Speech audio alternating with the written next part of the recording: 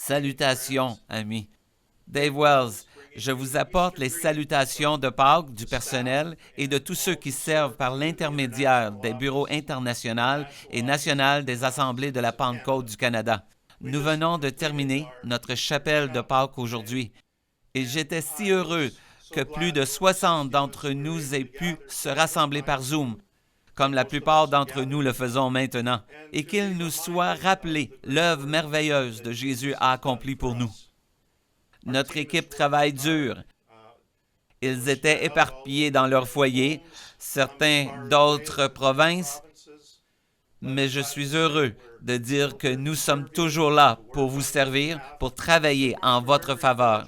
Et bien sûr, nous préparons avec beaucoup de diligence notre congrès général en ligne qui aura lieu le mardi 5 mai. Je vous encourage de nouveau à vous connecter, à consulter les courriels que nous avons envoyés et à vous inscrire pour participer à ce congrès général spécial en ligne de 5 heures, peut-être moins, le 5 mai.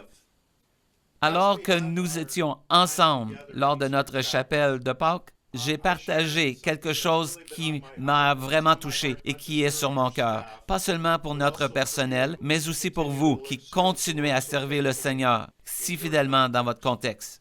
Je suis, une fois de plus, si heureux et si impressionné par la façon dont le Seigneur agit à travers nos leaders, nos églises et nos différents ministères ici au Canada, bien sûr, mais aussi au niveau international en cette période de crise. Et le Seigneur vous guide. Je suis si fier de vous. Et pourtant, nous savons que c'est une période de grands besoins. Alors que nous étions réunis à la table du Seigneur en ligne, nous nous sommes remémorés ce repas autour duquel Israël se rassemblait pour célébrer la Pâque. Lors de cette Pâque, un agneau était tué. Son sang était appliqué autour des portes et autour de la maison. Et par ce sang versé, le Seigneur préservait cette famille et son premier-né, car il y avait un agneau pour chaque maison. Et par cela, Israël était sauvé. Ils ont été libérés, délivrés. Ils ont pu sortir d'Égypte et aller en terre promise.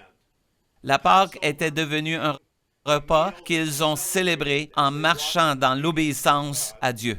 Mais quand ils ont cessé de le faire, ce repas a soudainement été oublié.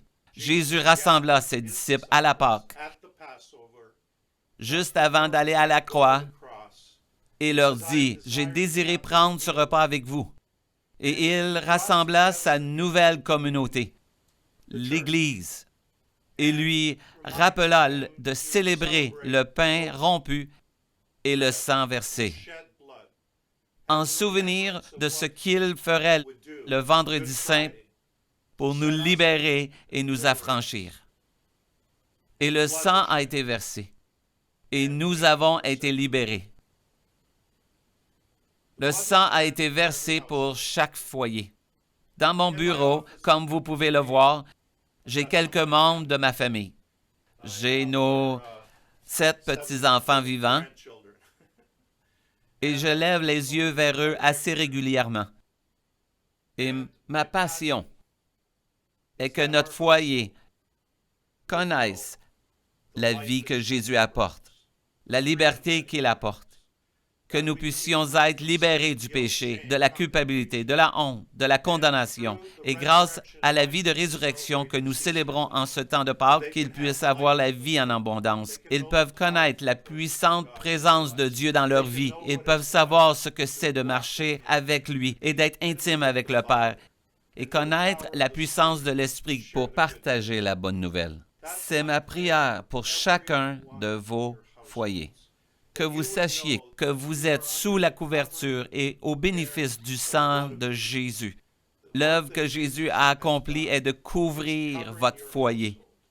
Nous prions au nom de Jésus que vous connaissiez la protection physiquement pendant ce temps. Que le Seigneur agisse dans vos vies spirituellement, en vous amenant dans de nouveaux lieux d'intimité. Comme vous l'aurez vu dans ce livre cadeau, si Jésus, If Jesus, Je prie que chacun de vous ait le temps de contempler ce qu'est le lieu de la solitude et de la simplicité de la marche avec Jésus.